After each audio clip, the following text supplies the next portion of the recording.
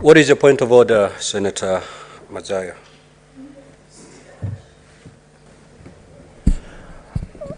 Asante sana Bwana Spika. Bwana Spika,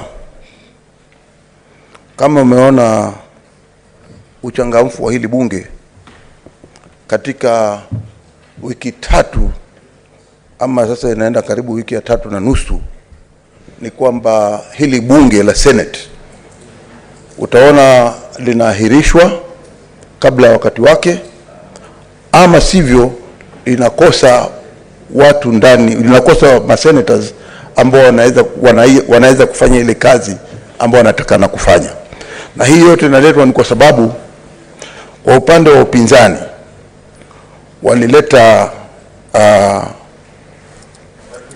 mabadiliko ili yaweze kuwekwa wazi, na mimi kama kiongozi wa walio wachache niweze kuwa na ndugu zangu ambao watakuwa na mimi ndani ya ule uongozi wa walio wachache, tukiwa hapa ndani ya bunge la Senate, ili tuweze kufanya ile kazi ya kisawasawa kulinganishana na wajibu wetu.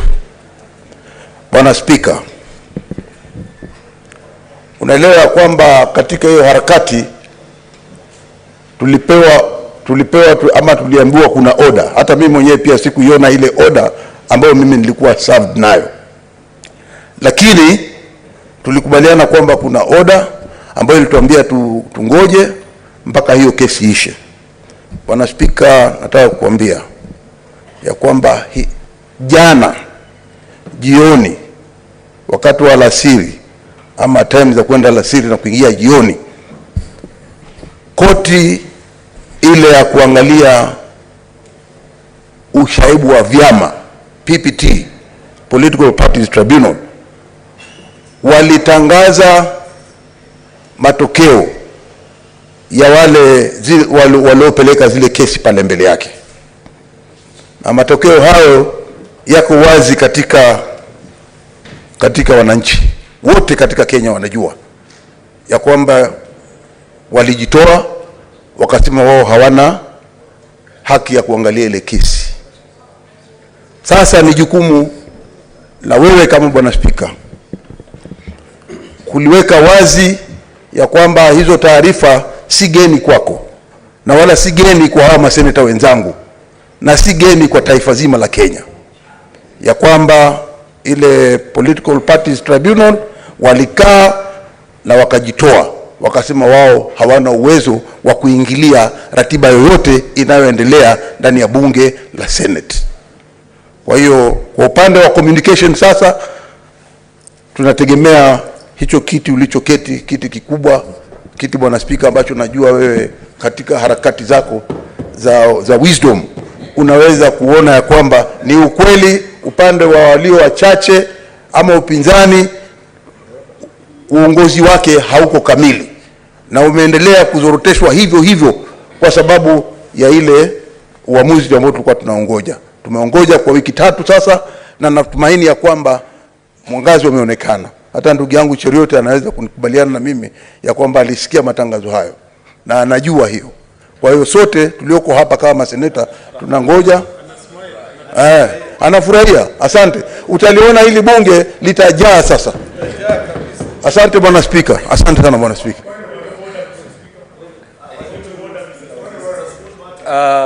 I need to dispense with a point of order. I need to rule. A point of order has been brought up by the minority leader, and it is only fair and just that I rule.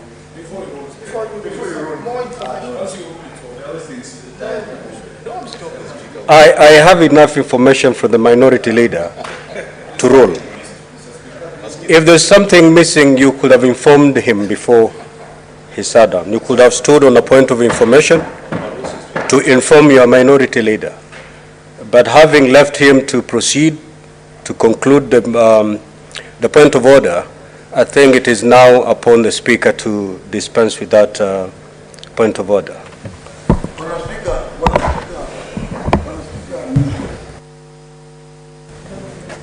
Bwana Spika, mimi sipingi uamuzi wako, lakini taratibu za bunge la Senate ikiwa kuna wabunge ambao wamesema tafadhali bwana spika, pia mimi niko na hoja ya nidhamu.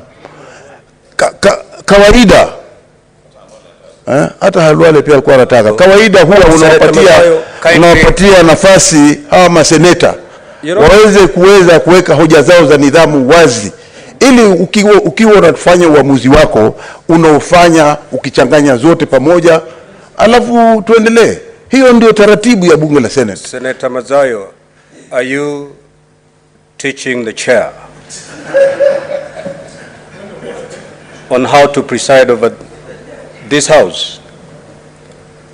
Senator Mazayo, I can rule on any point of order individually. You do not have to rely on other points of order for you to get a ruling on your point of order. And the mere fact that I'm going to rule on yours doesn't mean that after I've done with ruling with yours, I can still give Senator Sifuna his chance to rise on a point of order. So the opportunity to stand on points of order is not lost. So, honorable senators, allow me to just make a very short ruling on the point of order by the minority leader. Indeed, honorable senators, we have been in this house on this particular matter. And the last time, and the Hansard will bear me witness, is that we agreed that because there was a court order, that we abide by that court order until the matter that is before the tribunal is heard and determined. That was the final ruling of the chair on this particular matter. Today, the minority leader, standing on a point of order, has indicated that that particular matter has since been determined, and therefore the chair is now free to proceed to make the communication on the changes on the leadership changes from the minority side. I want to state this, honorable senators. He who alleges proves, and that is trite law. Senator Sifuna, you're aware of that principle, and the retired judge is fully aware of that principle of law. The minority leader, I hoped, while prosecuting your point of order, you will table either the ruling or the order, indicating clearly that the matter has since been dispensed with. Because where I sit, you're saying all Kenyans are aware that this matter has been dispensed with. But where I sit, I'm not aware. Where I sit, I don't go by rumors. I don't go by newspaper cuttings, or I don't go by news on TV. The only thing that this chair can hold as proof that indeed that matter has been dispensed with is when either the order is served upon my office, or at least, at the very least, minority leader, you table the ruling or the order. Once that is done, then I will move to make that communication. In the absence of the order served upon the office of the Speaker, in the absence of the minority leader tabling a ruling or the order to the effect that this matter has been determined in the manner that the minority leader has said, I'm afraid the chair may not be able to act on that point of order and proceed to make the ruling.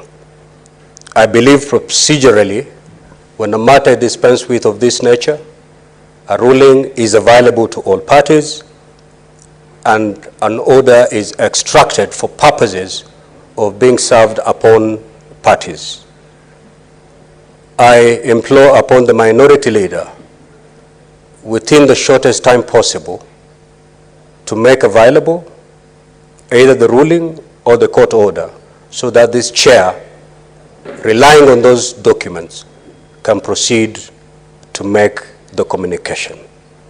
The chair will not delay any communication once those official documents are made available to the chair. I so rule. Yes, what is the point of order, Senator Sifuna? And bear in mind, standing order where you cannot debate a ruling of the chair. So as you stand to make to prosecute your point of order, Senator Sifuna, be aware of that standing order. And mind you, it is disorderly to argue the ruling of the chair. Mr. Speaker, this is why the minority leader was insisting that you at least listen to the rest of us before you make your decision. I have a lot of respect for you, Chair, both as my senior in the law and as a Speaker of this House. And I feel it is also my responsibility to extend certain protections to your Chair. Mr. Speaker, the point I wanted to raise on is that, in fact, when you are a party to a matter, you are presumed to be represented before that tribunal. I remember very clearly, Mr. Speaker, in your presentation when you were served with that order, you in fact said that you had been cited individually so that there would be consequences that would come to you individually if in fact you ignored that court order. That, therefore, any person of any knowledge of how the law works, Mr. Speaker, would expect that then the Speaker had representation before the political parties district tribunal, and that therefore yesterday the Speaker, whether personally or through the legal representation, was present when the order was issued, when the ruling was made yesterday by the political parties disputes tribunal. Mr. Speaker, that aside, now that you have said if we were to table either the ruling or the order, you would waste no time in making the communication. As fate you have it, and it's maybe because I went to visit the Archbishop this morning and God is smiling on us, Mr. Speaker, I just happened to have received this very instant, Mr. Speaker, a copy of that ruling on my phone, a certified copy. The problem we have, Mr. Speaker, is that I came from this house direct from the registry of a PPDT. It is unheard of, in my view, having been a practicing lawyer before that tribunal, and as a Secretary General of ODM, which is the most sued political party or entity before that tribunal, that a decision would be made yesterday, and that even by today at 2:15 p.m. when I was leaving the registry, that decision had not been communicated or served upon your office. Mr. Speaker, be that as it may, we made presentations in this House that in fact we are the champions of the rule of law. We said we would not attack the tribunal. We said we would leave this matter to the tribunal. We said we were the fish in the water that is the tribunal. We knew what was going to happen, Mr. Speaker. Allow me, Mr. Speaker, if you will allow me to table my phone, because it has that order. If it is not possible, you allow me 5 minutes, Mr. Speaker, so that I can prepare and present that decision on the floor here, so that you can then issue your communication, Mr. Speaker. What is your point of order? I can see Senator Enoch.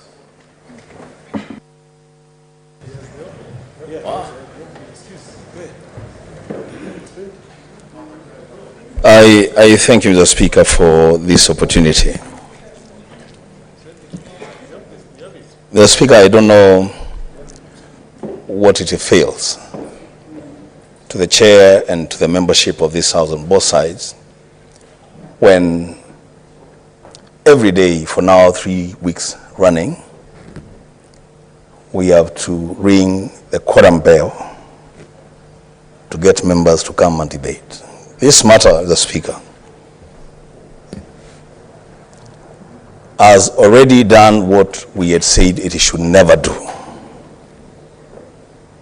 This matter has divided this House sharply. This matter has brought so much disrepute to this House. Mr. Speaker, I want to plead with you as a leader in this country. Mr. Speaker, on this matter, if we were on the political platform, we would be saying the Speaker has no dog in this war. This is a matter that purely and squarely has to do with the minority side. The Speaker,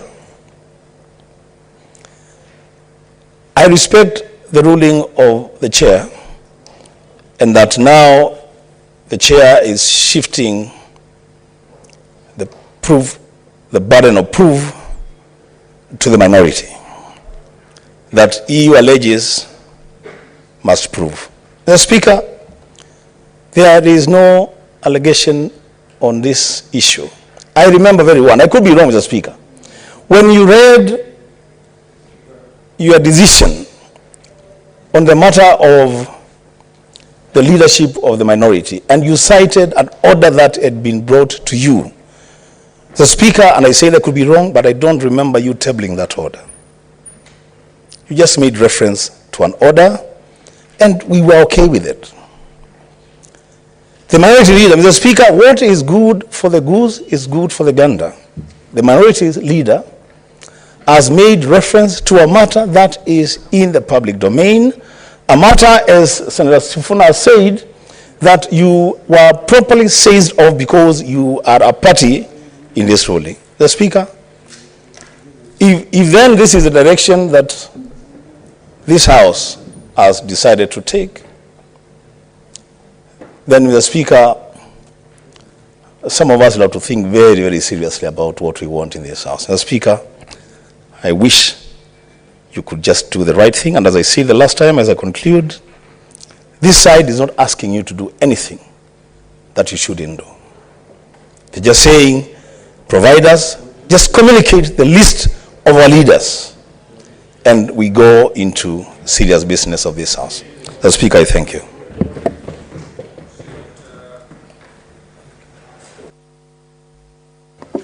Senator Chirange.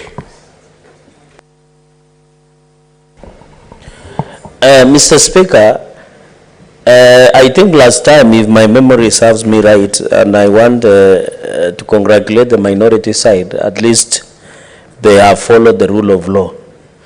But my advice to me is that they should not leave it midway. When you look under standing order number 23, number 23.6, it says, 5 and 6, the removal of a senator from the office under paragraph 3 shall not take effect until a senator elected in the manner provided for under paragraph 1.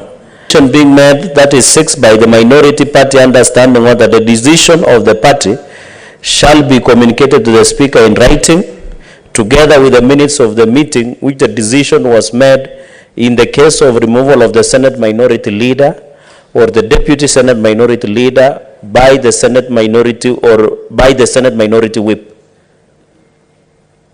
In the case of the removal of Senate minority whip or deputy minority whip by the Senate minority leader. So, Mr. Speaker, if the memory serves us right, there was a letter that was written by Senate minority leader, my brother Senator retired Justice Madzayo, that said the status quo be maintained. So the question is, Mr. Speaker, is whether the Senate minority leader has written another letter, Mr. Speaker, and I don't know why the senior counsel gets worked up. Mr. Speaker, can I finish? Because I have listened to, Mr. Speaker, in conclusion. What is your point of order? He's on a point of order. So then can I wrap it up? So kindly proceed. Do you want to be informed? No. I doubt, Mr. Speaker, I doubt, Mr. Speaker, I doubt the way Bishop behaves today doesn't look like that information is coming from somewhere. Mr. Speaker, in conclusion, what I wanted to say for neatness, and I don't have a problem, Mr. Speaker, the minority side can change their leadership anytime they so wish. My only concern, Mr. Speaker, is on two things. They can change their minority leadership at any given time. My only issue, Mr. Speaker, is there was a letter that was written to you and you read before the House, and it is the proper... Senator Mugen and Senator Mazayo, the good senator does not want to be informed. No. Mr. Speaker, the only time, Mr. Speaker... Mugeni, the senator does not wish to be informed. Mr. Speaker, proceed and conclude your point of order. Mr. Speaker, the only time I trusted Senior Counsel Senator Okongo Mugeni is when he was removing me from Kigiri police station, but on this one, I'm a bit cagey. Mr.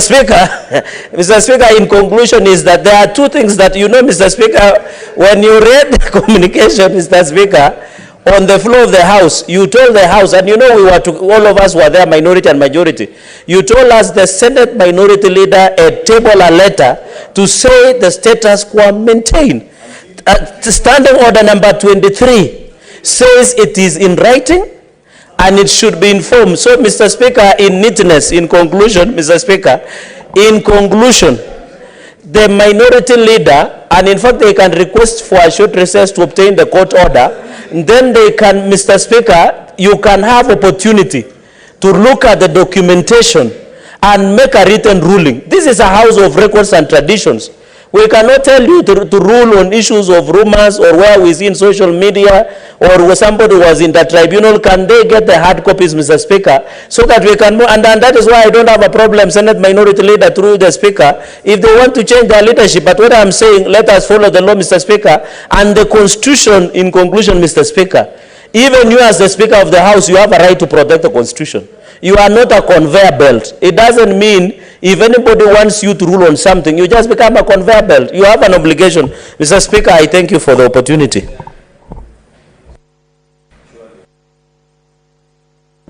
Senator Mugeni.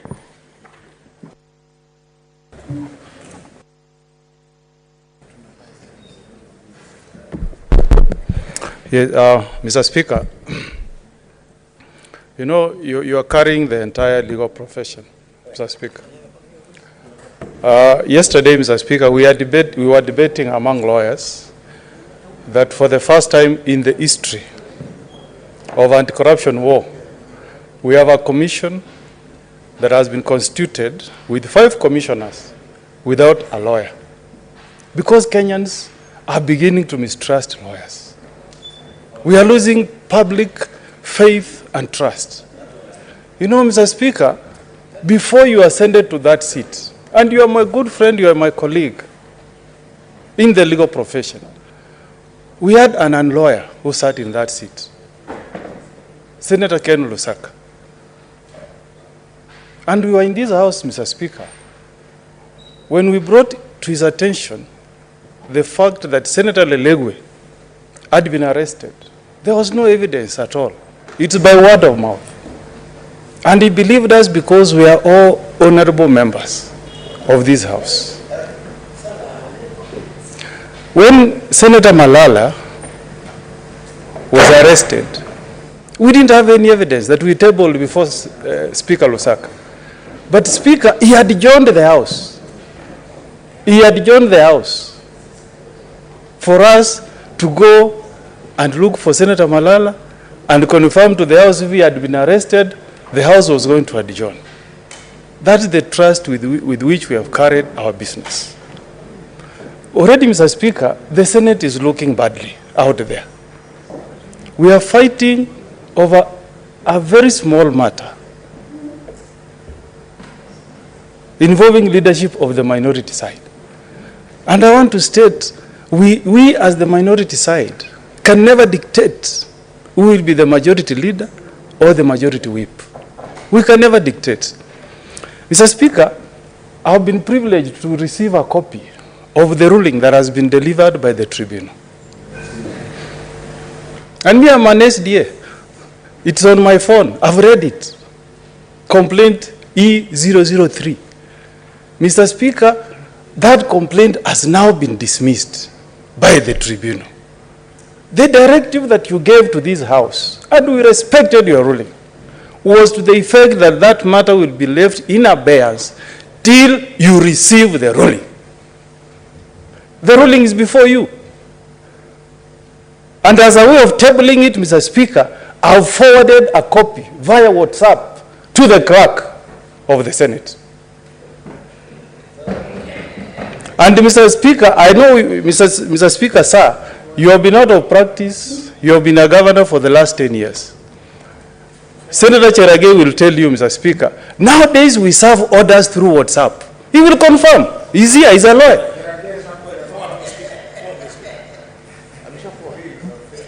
I mean, so really, we have that title, honorable members.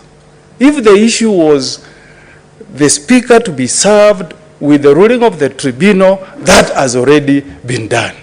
Let's not play games with a very small matter. There are so many issues that we need to come together and discuss as senators. You have the Constitutional Amendment Bill that touches on our welfare as senators. That's what we should be debating here, Mr. Speaker. We have serious issues touching on devolution that we should be debating. On this one, Mr. Speaker, I want you to reflect on the prayer that we said this afternoon before we commenced business. We started by saying, Almighty God, beseech us to behold. You know, we can recite it, Mr. Speaker. Yeah. Mr. Speaker, I beseech you, let's have a moment and reflect.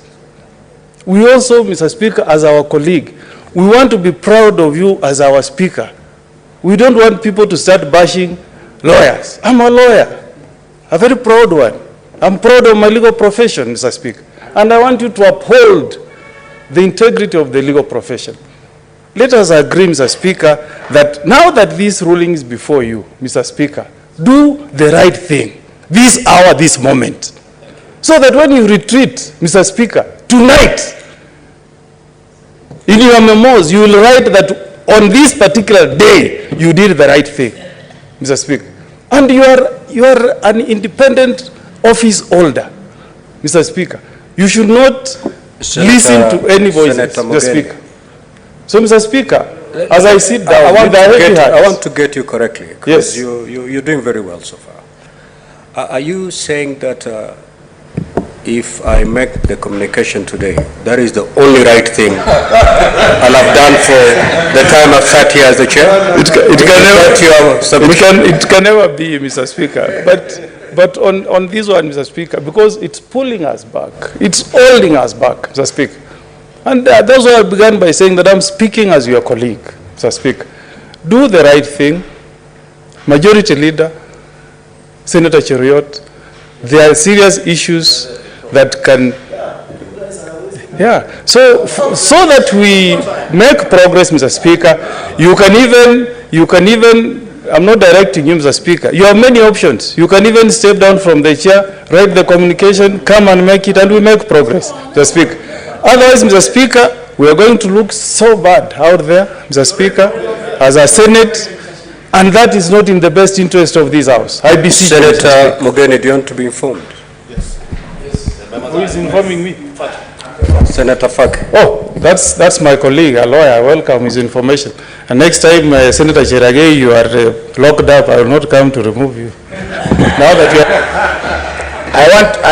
Thank you, Mr. Speaker. I wanted to inform the House and Senator Mogeni that the Senate was the subject of an editorial this morning by the Nation newspapers. So if you think that some of us think that this matter is trivial, look at the editorial of the Nation newspapers today. Thank you. Daily Nation.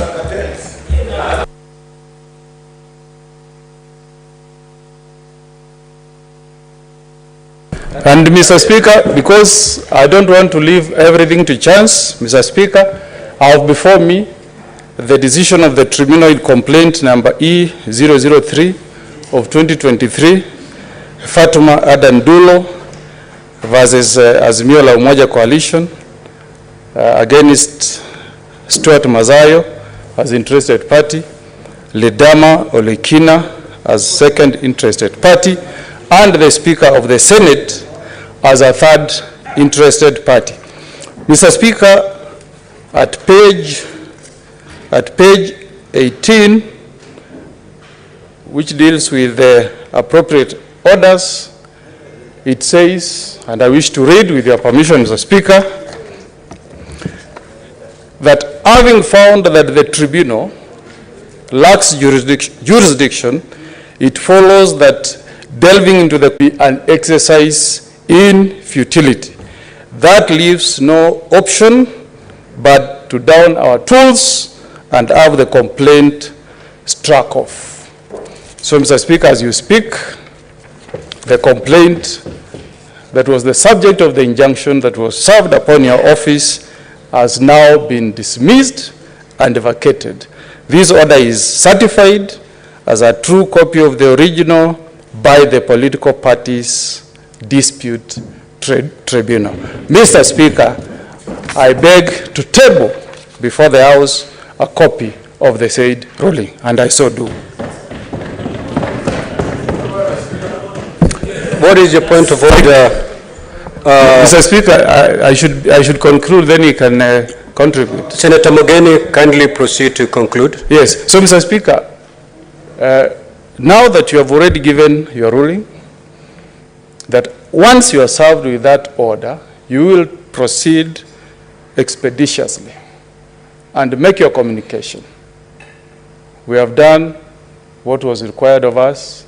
Senator Cheragei said the burden was on our side. We have discharged that burden. Mr. Speaker, now the burden shifts to your office, and we beseech you now to also discharge your burden and bring to an end this matter so that we can conduct the business of the Senate. Thank you, Mr. Speaker. Senator Aaron. You know, Mr. Speaker, like I've always said in this matter, I don't have a dog in this fight. And I'm least interested in the decisions of the minority side. I have told you that I only have one simple request to you, that you protect and safeguard the time of this House. It cannot be that every afternoon we gather here, we spend 30 minutes to an hour arguing over a very simple matter, Mr. Speaker. That's my only request. Mr. Speaker, what the minority, I like the direction that Senator Mogeni is taking, but what the minority leader was inviting you to do earlier, that was akin to turning this House into a circus. How can you as a speaker rule on the basis that there is a communication that has been issued somewhere, and you have said clearly that you have not heard of it, you have not seen it, and therefore you ask them that the minute they bring it to your attention, you will do the needful. Mr. Speaker, since then Senator Mogeni has gone ahead and produced and given you the purported orders. I am sure, Mr. Speaker, there is a process through which you will conclude this matter in a very fair and simple matter. Otherwise, Mr. Speaker, do you want to tell me that every now and then I can just purport you or ambush you? Senator Sifuna, you've been doing very well, but you're getting. You will have your time. He will have his time. Senator Sifuna, kindly let Senator Aaron be heard in silence. Yeah. So, Mr. Speaker, if it has been presented to you, and Senator Mogeni, Senator Mazayo, you have been in this House long enough, please quote for me an instance where anybody has come and tabled anything before the Speaker and has told the Speaker, please go ahead and read it as is. Honestly, even if it is a ruling and is supposed to make this afternoon, surely there's something that he sits down, types, and gives out a communication. So what do you want him to rule about? Mr. Speaker, please safeguard the time of this House. Senator, if you made a ruling. Order, senators. You interrupt Senator Aaron and I throw you out. The chair knows exactly what he's doing. I had made a ruling, and thank God Senator Mogeni, in obedience to that ruling, has tabled a ruling. Let's take it up from there. Yes. A shouting match won't take us anywhere. Whether he's going back or going forward, it is up to the chair to rule whether it's out of order or is not out of order. Kindly Do you want to be informed by Senator By Enoch? who, Mr. Speaker? Senator Enoch. No, Senator Enoch of the Okay. previous Senate will have informed me, but since he teamed up in Azimio, I don't like his thinking anymore. So he's proceed not as to clear as conclude he used to be, yourselves. Mr. Speaker. Proceed. Anyway, finally, Mr. Speaker, my humble request, please issue a ruling and let the matter rest. There is a bad precedent that is being set in this House, and even on my side, I will never encourage it. The minute you issue a ruling, whether I agree with you or I do not agree with you, you are the final authority of the House. Once you've given a direction, I will live by it. In the past, now, and in the future, I give you my assurance, Mr. Speaker, that is a tradition of the House which I don't want you to violate, Mr. Speaker. Please stick by it. Senator Boni, what is your point of order? Thank you, Mr. Speaker. Mr. Speaker, I'm pleased. Mr. Speaker, I'm pleased to note that the Senator for Nyamira has tabled the ruling.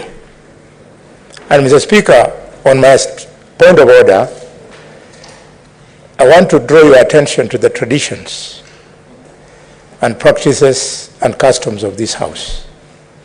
When a document is tabled, the Speaker takes time while on the chair, looks at the report while on the chair, and if the document is admissible, the Speaker then informs the House that it is admissible. Mr. Speaker, if indeed you have looked at it and it is admissible, then it will mean that we are now aware that a decision has been made. And if that is the case, Mr. Speaker, what is the big deal? Go ahead and make your ruling so that we can proceed with the business of this House, Mr. Speaker.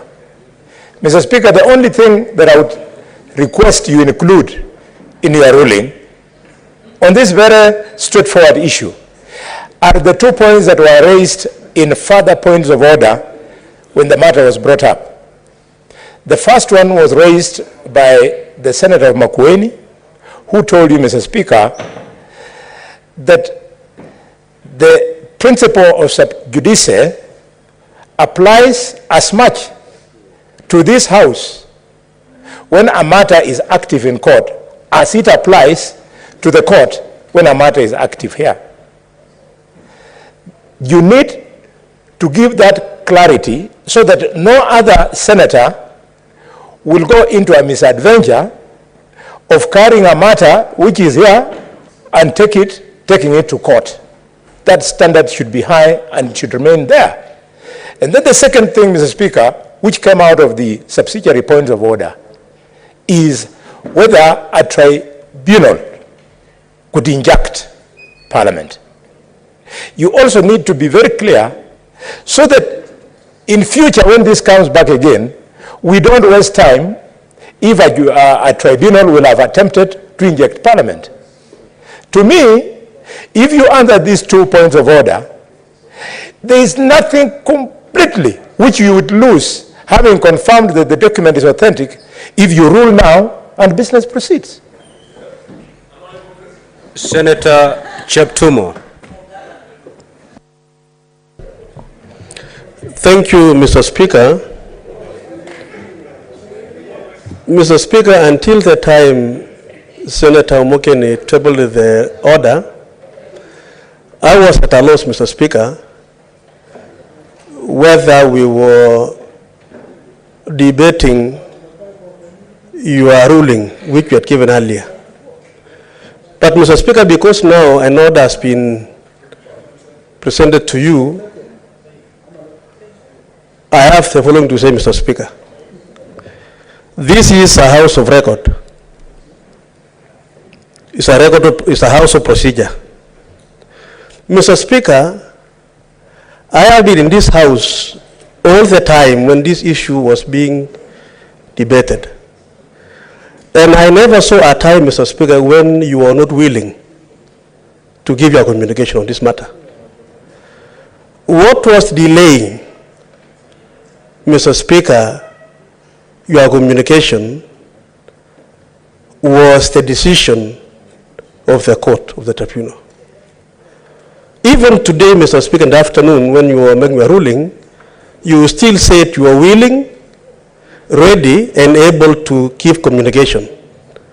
But you could not do so because it was agreed, even at that time, with the minority side, that we wait until the orders are given. Mr. Speaker, now that the order has been given, Mr. Speaker, I want to raise a fundamental issue here. What is the mode of service anticipated in law? Just a moment. I have the floor, Mr. Speaker. Mr. Speaker, you are an advocate of the High Court.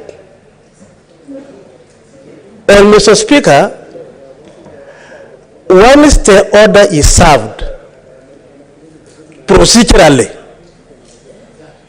Mr. Speaker, it will now be your business to look at the order and issue your ruling. Mr. Speaker, the other side have spoken that we look bad before the public. It is true. But don't we also look bad, Mr. Speaker, if we also execute the orders you want to give us in a very haphazard manner? I think, Mr. Speaker, I said before in this House, this is the house of national leaders, irrespective of the party and the coalition to which we come from. Mr. Speaker, the much we want you to be fair in listening to the other side and us. Mr. Speaker, even the manner in which you make your ruling is equally important for the public.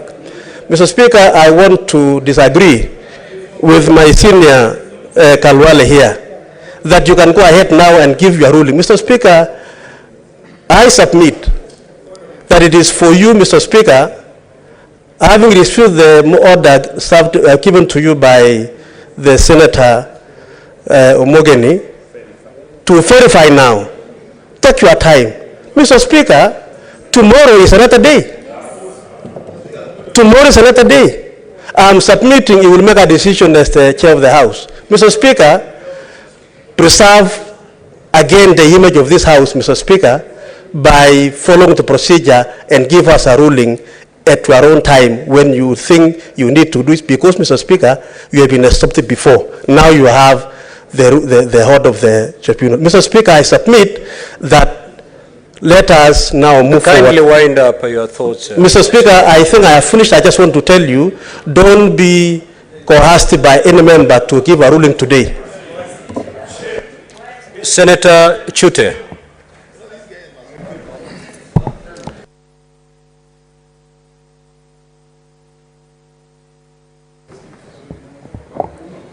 Asante sana Bwana Spika. Ningependa kuuliza kwanza Bwana Spika, wakati order ilikuja kwa Spika kwako, hiyo order ilisimamisha hii bunge kufanya kazi yake. Na leo ningependa kujua, kesho mtu mwingine akienda kuleta order aseme hii bunge, Senate, isifanye kazi, isidebate kitu yoyote, kweli tutakaa hapo tusidebate mambo yote? Bwana Spika, unisaidie watu wasinini.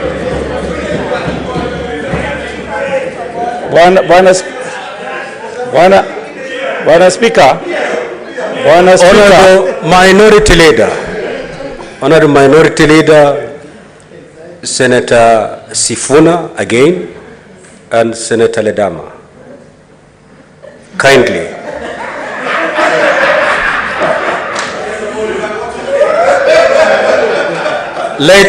Let the senator be heard in silence. Proceed, Senator Chute. Bwana Spika, wakati hii tatizo ilitokea, nilienda kuona kama senator mzee na senator ambaye amekuwa kwa biashara muda mrefu. Nilitembelea majority leader wetu na minority leader wetu. Nikaongea na hawa, nikasema Hii nchi inahitaji sisi tufanye kazi. Tumetumwa hapa kufanya kazi. Nikaambia hawa wakae, waongee, tuone kama tunaweza kumaliza hii tatizo. Bwana Spika, nakumbuka nimeingia hata ofisi yako kuomba kama hii tatizo inaweza tatuliwa. Sababu gani nimesema hivyo? Hii nchi tuko na vitu nyingi sana ya kuongea hapa. Kama mtu ametoka chama yake mahali alikuwa akaenda mahali pengine na Bwana Spika nisaidie. Honorable Senators, Senator Sifuna, you're overstretching the chair's patience. Kindly proceed. Bwana Spika, kama hujalazimishwa, umetoka mahali ulikuwa kwa upendo wako ukatangazia Kenya mzima wewe umehama, ile kiti ulikuwa nakalia, wacha watu wengine wakalie wafanye mambo yao. Bwana Spika, ile siku tumepoteza hapa, Bwana Spika, ile masiku tumepoteza hapa, hiyo ni vitu ambaye haingefaa kuwa katika Senate. Senate hapana ile nyumba kidogo kidogo watu wanaenda kuongea vitu ya watoto. Hii ni Senate, ni upper house. Bwana Spika, mimi nakuomba kwa niaba ya Kenyans, hii maneno inaendelea saa hii, dunia yote inaangalia, wanashangaa. Senator Kinyua, the senator is on a point of order. So kindly yield, let him wind up his point of order. Proceed. Bwana Spika, sisi ni watu wazima. Saa zingine tunakaa kama tunabishana kwa kitu ambaye hatungefaa kubishana. Ningependa Bwana Spika, leo sio kesho, ikiwezekana hata saa hii, hii maneno inalete kitu hapa kwetu. Sisi wengine tumechoka. Tunakuja hapa mimi niko na motion ya stima. Bei ya stima Kenya mzima. Watu Kenyans leo, wananchi wameshindwa, Bwana Spika, wananchi wameshindwa kuweza kulipa stima. Hiyo motion mandugu zetu hawako. Sasa wiki mbili nafuata hiyo motion. Hatuwezi kuendelea hivyo Bwana Spika. Tafadhali sana Bwana Spika, na kuomba kwa niaba ya Kenyans, kwa niaba ya watu ya nchi hii, na kuomba leo uko na uwezo, wewe usipendelee pande yoyote. Wewe ni referee, wewe unaamua haki. Ukitaka kuamua haki utaamua na hakuna mtu atakulaumu. Ongea hii maneno, mtu anakuambia kesho, usifuate mambo ya kesho. Maliza leo, sisi tuendelee na kazi yetu. Shukran sana Bwana Spika. Senator Gloria.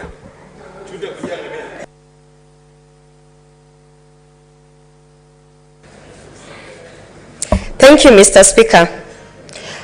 I am one of the senators who's so fatigued. Mr. Speaker, we are being pulled into ODM business. And I'm so fatigued. Week in, week out, I am coming to the house hoping we are going to discuss matters bleeding, matters free sanitary towels. Every time I come here, Mr. Speaker, somehow we have been drawn in to ODM shenanigans, Mr. Speaker.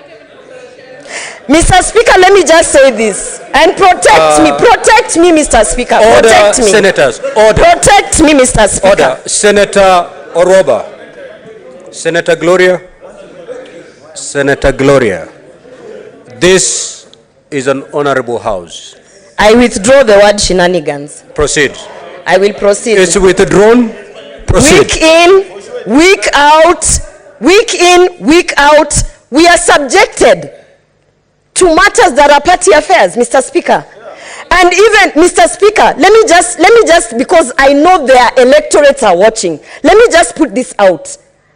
Kenyans don't care who's the minority whip, who's the majority whip, they don't care. We don't care. When I come to the floor of the House, the only thing I care is that there's a speaker, that we have quorum so that we can debate free sanitary towels. Mr. Speaker, every other time we have come here, every time, 2 hours, 3 hours, 4 hours, I do not want to be informed, Senator Mr. Gloria. Speaker. I don't want to be informed. Senator Crystal wants to I do not want to be informed, Mr. Speaker. Can you wind up your thoughts? I don't want to be informed. Mr. Speaker, protect me so that I deliver my message quickly and swiftly, because I'm talking about time wastage, Mr. Speaker. Senator Gloria, so you know, the position of the minority leader, the position of the majority leader, and all other House leadership are extremely crucial for the better running of this House. This House cannot run without those positions. Accepted, Mr. Speaker.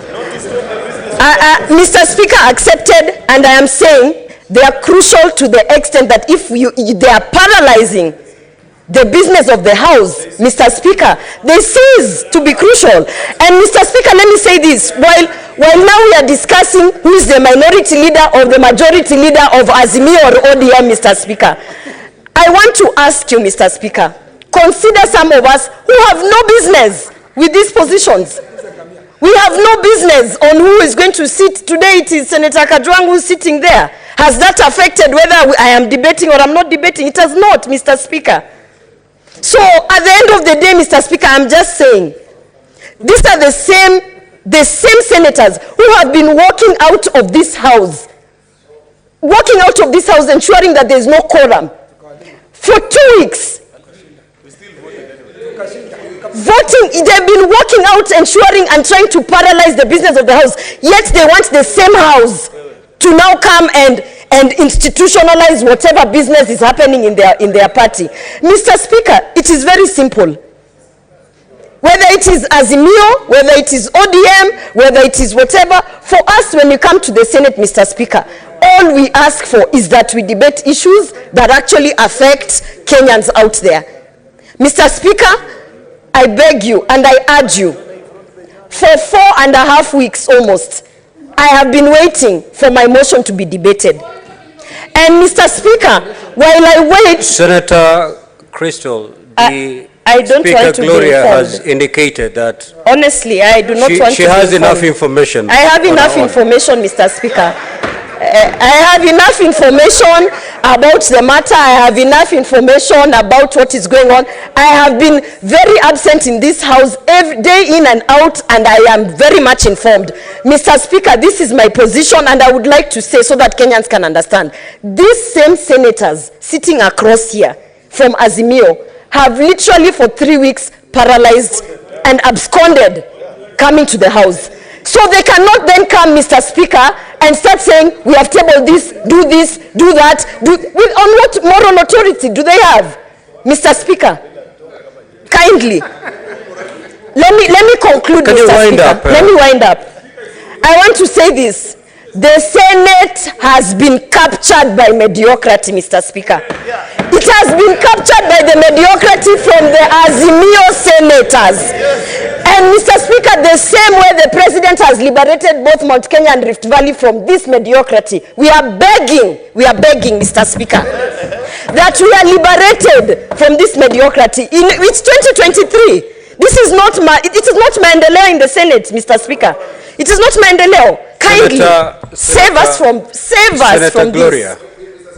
this. I am done with my submissions. Thank you. Have your seat. I have been struggling for the last 5 minutes to capture your point of order. All I've had is a lecture, and I've not seen any point of order. Senator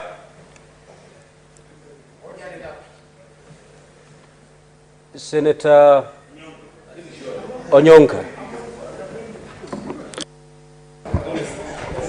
Mr. Speaker, I would like to today actually,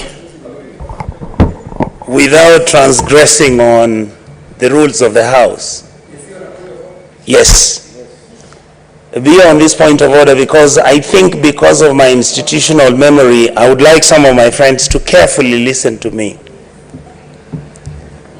I've been in this house for not less than 18 years. Mr. Speaker, I'm at the National Assembly. Mr. Speaker, I started my politics with you.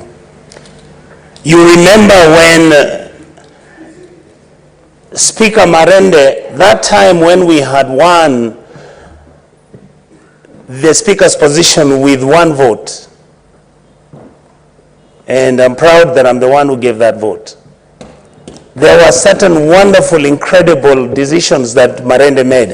And some of the very bad decisions he made, Mr. Speaker, they include one of the fact that we in the opposition were busy clapping and clamoring on how we are happy. That in fact the committees that are supposed to be the oversight committees should actually never be allowed to be with the opposition. How we wish that that ruling had given us that, so that by today you would find all the oversight committees being held by the minority to check and to oversight the majority. Number two, Mr. Speaker, without being personal about this, and I totally understand because sometimes experience and time enables somebody who's in this house to even say some things which surprise many. We are not handling shenanigans in making the argument about why it was necessary or not necessary for this matter to go to the tribunal. The logic, and Mr. Speaker, the tribunal has been incredulous. They have said they have no jurisdiction over this matter. I would like to explain to my leaders in this house that this matter was so substantive, it was so critical, because what it meant is that somebody out there who's having a matter can come and stop us to debate and discuss that matter in this house if this ruling had been accepted. That is so fundamental for the maintenance and sustenance of this Senate. Mr. Speaker, the second issue I would like to tell my colleagues in this house, we may be the people who are going to fight and make noise at each other, but I would love, Mr. Speaker, that we hold our disagreements with decorum and sincerity and respect, so that when everything else fails, we can be the people who can be the line of defense, the last line of defense for our country. This country is polarized. Our country needs deep thinkers. Our country needs philosophers to help us maneuver where we are right now. And therefore, Mr. Speaker, I would want to reiterate what Honorable Chute has said. It is not trivial. This matter has been rested now, and I would like to plead with my colleagues, can we please carry ourselves with dignity, respect each other, and be able to listen to each other? Because if the National Assembly blows up and the executive blows up, I would pray that many of you members in this house who are in the Senate, you are, according to me, and nothing changes, you are actually the upper house. Please protect our country in this house. Let us not trivialize our disagreements. Let's be a little bit philosophical, and let us be much more deeper in the way we look at the challenges we have for our country. Thank you, Mr. Speaker. Senator Wafula. Asante sana Mheshimiwa Spika. Ninapoona wenzangu wa mrengo wa Azimio kwa wiki 3-4 hivi wakija wanasujudu na kutoka, wakifuata yale ambayo wanaamini ni yao, inanikumbusha falsafa ya fisi, Mheshimiwa Spika, kwamba fisi hakati tamaa, hachoki hadi atakapopata. Na naona wametulia kwa sababu wakikutazama uso wako wanajua wamepata kile wanachotaka. Lakini marehemu Amalo wa kijana alisema, iwapo tunataka kuwa viongozi, lazima wakati mmoja ukubali kwamba unaweza kubali watu wapande kwa mabega yako waafiki malengo ya taifa. Japo mtapata kile mnataka, wakati unaokuja tafadhali weka Kenya kwanza, alafu viti vyenu vya kibinafsi vije baadaye. Asante Mheshimiwa Spika. Senator Yeah, all these are points of order, Senator Faki, so we will dispense with them according to how they've been queued here. Senator Kenyua.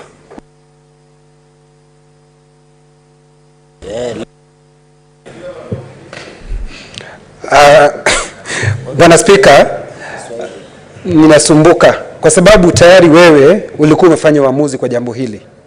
Jambo ambalo mswada ama karatasi iliyoletwa hapa na ndugu yangu mwanasheria Senator Omogeni. Bwana Spika, hayo ndio mambo ambayo anakuambia ufanye uamuzi. Bwana Spika, wewe mwenyewe unajua ni wakati gani utafanya uamuzi, ni mambo magani utaangalia uweze kufanya uamuzi. Bwana Spika, hakuna mtu yoyote katika jumba hili anaweza kukushurutisha, kukuamrisha ama kukuambia chochote, kwa sababu wewe ndio una uwezo na una ujuzi wa kufanya ile kazi, Bwana Spika. Na kwa sababu Bwana Spika tayari ulikuwa umefanya uamuzi na umeletewa barua ambayo wewe haujui imetoka wapi, lakini imesemekana tayari imeletwa siku ya leo, Bwana Spika. Kwa hivyo Bwana Spika, wewe unapaswa kufanya uamuzi bila kuamrisha na mtu yote. Lakini Bwana Spika, mimi kwangu nimekaa hapa, ninaona kana kwamba vile ambavyo Spika unaviongoza hii nyumba, kidogo mimi nina tashwishwi. Kwa sababu watu wanapoongea, nimemwona Senator wa Nairobi akifanya vile ambavyo inakubalika kisheria. Nikaona leo Senator wa kutoka Narok amekuwa mtulivu, Bwana Spika. Lakini na Senator Wambua amekuwa tulivu, Bwana Spika. Lakini mtu yoyote, kwa sababu ukitembea katika bunge zingine za duniani, ukienda kama ni South Africa, Afrika Kusini, uende Australia, uende Uingereza, si mambo ya kuongea katika bunge watu wakubaliwa waongee, Bwana Spika. Lakini mtu akiongea kidogo, Bwana Spika, unamwambia utamfukuza. Bwana Spika, mimi na uoga kidogo, Bwana Spika, kwa sababu tumetembelea nchi zingine, Bwana Spika.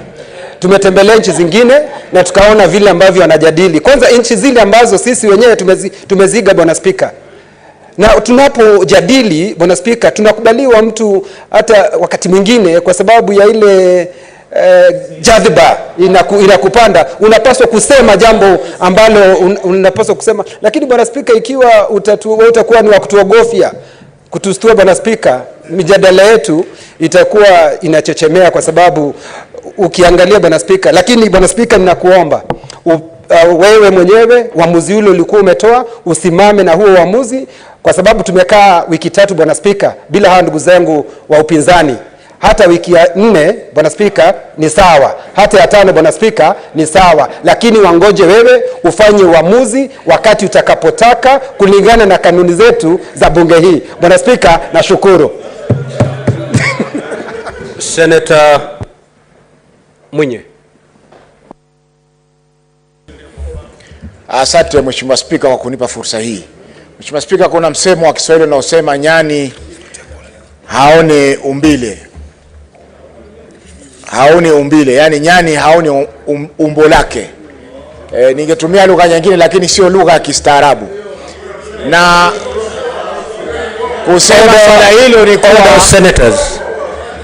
Senator Faki is on a point of order, so you cannot again rise on a point of order.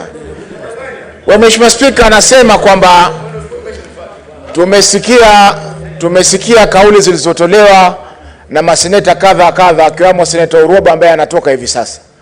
Na itakumbuka kwamba wiki 3 zilizopita Senator Uroba alikuwa hapa bungeni Senator Cherangei alikuwa hapa bungeni wakati order please ameingia katika ada zake. Na sisi kama maseneta, Mheshimiwa Spika, tuliheshimu na tukamvumulia kwa ile hali aliyokuwa nayo. Leo ni masikitiko, Mheshimiwa Spika, kwamba Senator Uroba anaweza kusimama katika bunge hili akakemea haki ya maseneta wa upinzani kudai haki zao. Mheshimiwa Spika, mambo yamezungumzwa mengi, Mheshimiwa Spika, na nimesikia pia kiongozi wa wengi akisema kwamba tunaharibu wakati wa bunge hili. Lakini Mheshimiwa Spika, haki ni haki. Haiwezekani kwamba haki zetu sisi zikataliwe katika bunge ambalo tumechaguliwa kuwakilisha watu wetu. Ikiwa sisi kama maseneta haki zetu zinakataliwa, je, wale ambao tunawakilisha itakuwa namna gani? Mheshimiwa Spika, ruling imeletwa mbele yako, na sasa nataka kukabidhi order ambayo imetolewa kuambatana na ruling hili ya court. Mheshimiwa Spika, niruhusu Mheshimiwa Spika.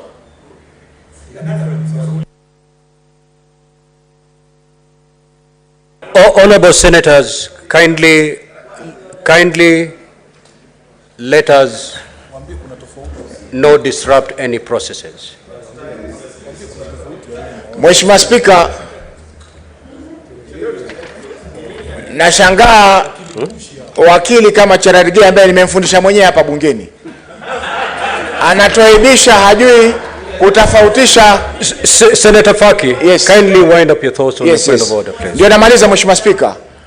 Kuna tofauti ya hukumu, kuna tofauti ya ruling ambayo ni hukumu ambayo tribunal imetoa na amri ile ambayo imetolewa kutokuambatana na hiyo hukumu. Kwa hiyo Mheshimiwa Spika, tumeweza kukabidhi karatasi zote, zile stakabadhi zote ambazo Mheshimiwa Spika, tumeweza kukabidhi stakabadhi zote ambazo ni muhimu kuhusiana na swala hili.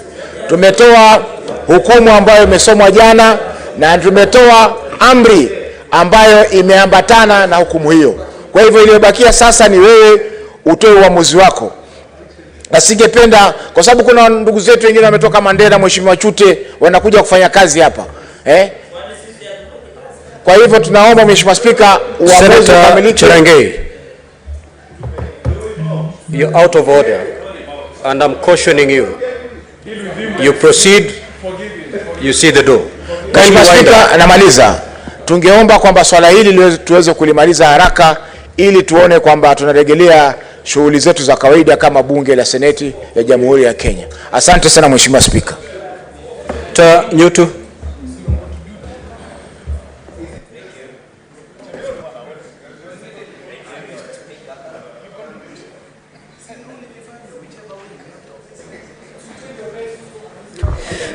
Thank you, Mr. Speaker, for giving me this opportunity to add my voice to the current debate. Mr. Speaker, sitting listening to my colleague senators, the frustration expressed by Senator Chute,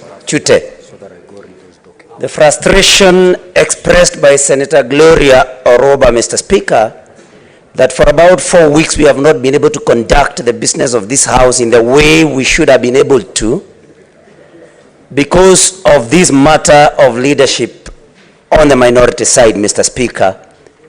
These are very valid concerns. Mr. Speaker, listening to you delivering your ruling, I do not think I heard you say that you are not going to rule in the favor of the minority side. I think the bone of contention, Mr. Speaker, is that you have not received communication from the tribunal in the way and form you should receive it. And so, Mr. Speaker, through you, I stand to urge our colleagues on the other side to exercise some patience, Mr. Speaker. Because I think it's just a matter of time, and if the documents they have tabled are authentic, that you're also going to receive your documents, Mr. Speaker, from the same offices.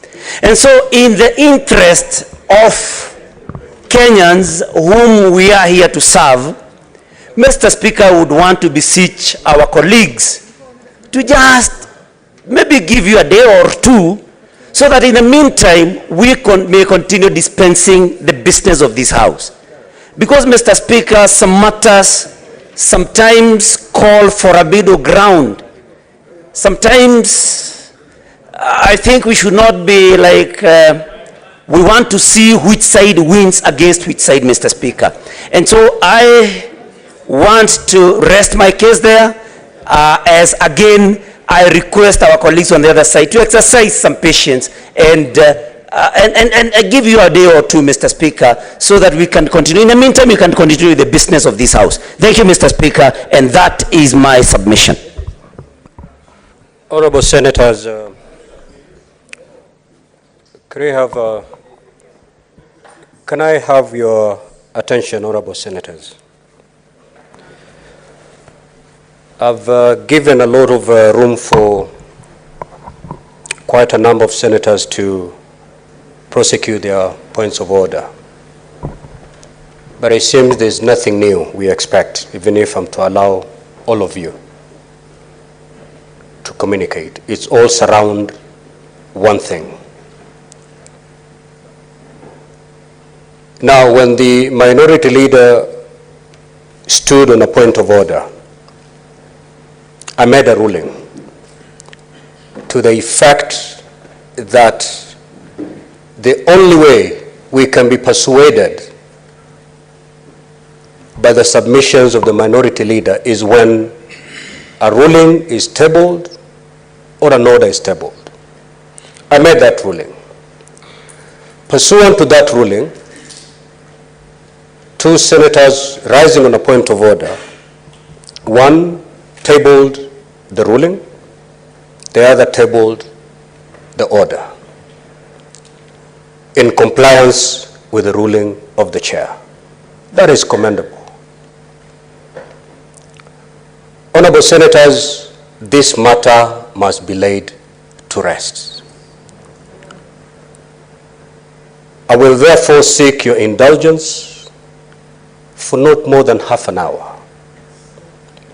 I will allow a member of the Speaker's panel to take this chair as I retire to my office to do my communication and then move back here on the floor of the House, resume the chair, and deliver my communication. So, Honorable Haji.